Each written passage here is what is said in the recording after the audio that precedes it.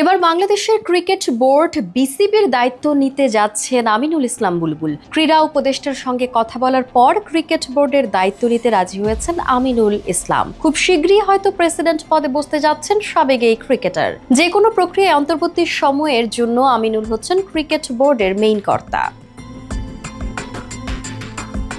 জাতীয় দলের সাবেক এই অধিনায়ক ও বাংলাদেশের প্রথম টেস্ট সেঞ্চুরিয়ান আমিনুল বোর্ডের দায়িত্ব নেওয়া সম্পর্কে গণমাধ্যমে বলেন, নির্দিষ্টভাবে বোর্ড সভাপতির দায়িত্ব নিতে এখনো তাকে কোনো অনুরোধ করা হয়নি। তবে যুব ও ক্রীড়া উপদেষ্টা তাকে বলেছেন, সরকার বাংলাদেশের ক্রিকেটে তাকে কাজে লাগাতে চায়। কোনো একটা ভূমিকায় কিছু সময়ের জন্য বাংলাদেশের ক্রিকেটে চাচ্ছেন, আর আমিও তাতে রাজি হয়েছি।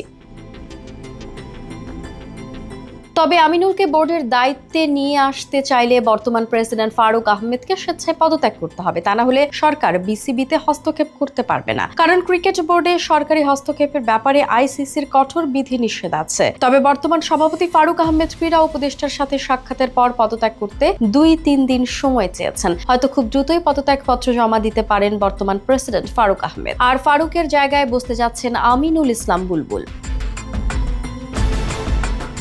আমিনুলকে সভাপতি করার জন্য সরকারের পক্ষ থেকে তাকে জানানো হয়েছে, এনএসসির প্রতিনিধি হিসেবে প্রথমে তাকে বোর্ড পরিচালক করা হবে। এরপর নিয়ম অনুযায়ী পরিচালকদের ভোটে তিনি সভাপতি নির্বাচিত হবেন। তবে সেটা আগামী অক্টোবরের বিসিবি নির্বাচন পর্যন্ত। নির্বাচন শেষ হওয়ার পর আমিনুলেরও দায়িত্ব শেষ হবে, তিনি নির্বাচনে অংশ নেবেন না।